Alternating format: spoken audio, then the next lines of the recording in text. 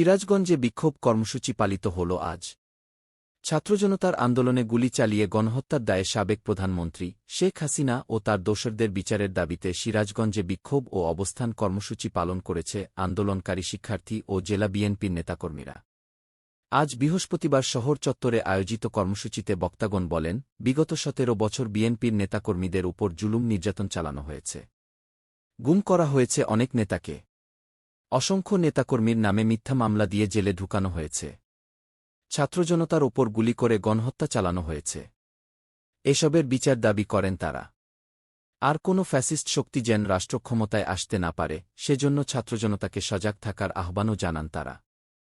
পরে বাকি সমন্বয়কদের পক্ষ থেকে পাঠানো বিবৃতিতে বলা হয়, সরকারের নিরাপত্তা বাহিনীর গুলিতে ও ছাত্রলীগের আক্রমণে নিহত শত শত শহীদের আত্মত্যাগ তিরস্কার করে ডিবি কার্যালয়ে বন্দুকের নলের মুখে জিম্মি করে সমন্বয়কদের মাধ্যমে জোরপূর্বক স্ক্রিপ্টেড বিবৃতি আদায়ের তীব্র নিন্দা ও প্রতিবাদ।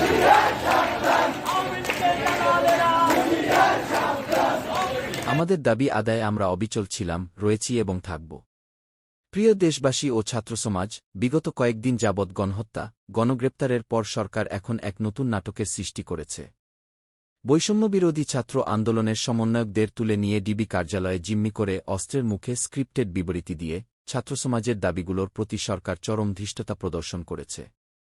শুধু তাই নয়, সারা দেশে রাষ্ট্রীয় বাহিনী ও ছাত্রলীগ সন্ত্রাসীদের হাতে নিহত শহীদদের পরিবারকে হুমকিধমকি ও ভয়ভীতি দেখিয়ে আর্মড ফোর্সকে ব্যবহার করে ঢাকায় এনে সরকার তাদের থেকে মিথ্যা জবানবন্দি নেওয়া ও সমস্ত দায় আন্দোলনকারীদের উপর চাপিয়ে শহীদের রক্তের সঙ্গে তামাশা করেছে। আমরা দ্ব্যর্থহীন ভাষায় বলতে ভাই, জীবনের শেষ নিঃশ্বাস পর্যন্ত ছাত্রসমাজ শহীদের রক্তের সঙ্গে বেইমানি করতে পারে না। Habib Wahid, smart news for you.